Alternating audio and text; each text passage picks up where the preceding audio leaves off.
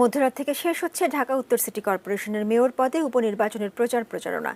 একই সময়েই শেষ হবে ঢাকার 2 সিটি কর্পোরেশনের সম্প্রসারিত ওয়ার্ডগুলোর কাউন্সিলর পদে সাধারণ নির্বাচনের প্রচারও। মধ্যরাতের পর আর প্রচারণা চালানো যাবে না, তাই শেষ মুহূর্তের গণসংযোগে ব্যস্ত সময় কাটিয়েছেন ঢাকা উত্তর সিটি কর্পোরেশনের মেয়র পদের প্রার্থীরা। সকাল থেকেই নির্বাচনী এলাকায় ভোটারদের মাঝে ছিলেন তারা।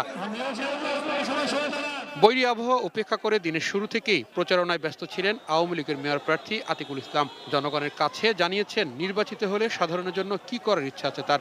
গত 30 তারিখে যেভাবে আওয়ামী লীগের এই উন্নয়নকে ধরে রাখার জন্য সবাই ভোট দিয়েছে, আমি মনে করি ঠিক সেইভাবে আগামী 28 তারিখে দল মত নির্বিশেষে সবাই আসবে। নিশ্চিত যে ইনশাল্লাহ আমি জয় হব বলে আমাদের বিশ্বাস ইনশাল্লাহ।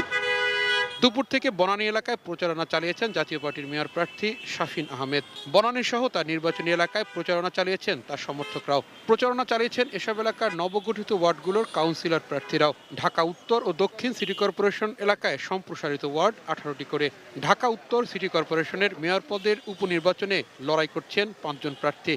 নির্বাচনী এলাকার সাধারণ ভোটাররা জানালেন সুখে দুঃখে কাছে পাবেন এমন নেতাকে খুঁজছেন তারা। যে সবার সেবা করবে, সবার পাশে দাঁড়াবে, তাকেই তো অবশ্যই আমরা ভালো প্রার্থী হিসাবে তাকেই গ্রহণ করে নেব। যে মাদক মুক্ত করবে, তারপরে এলাকার উন্নয়নে কাজ করবে, যুব সমাজের কাজ করবে, যারা মানে ডাক দিলে কাছে পাওয়া যাবে তাদের, এরকম লোকেরই আমরা পছন্দ করব। যাতে আমরা ভালোভাবে বসবাস করতে পারি এবং রাস্তাঘাট যাতে উন্নয়ন করতে পারে, এইটাই আমার প্রত্যাশা।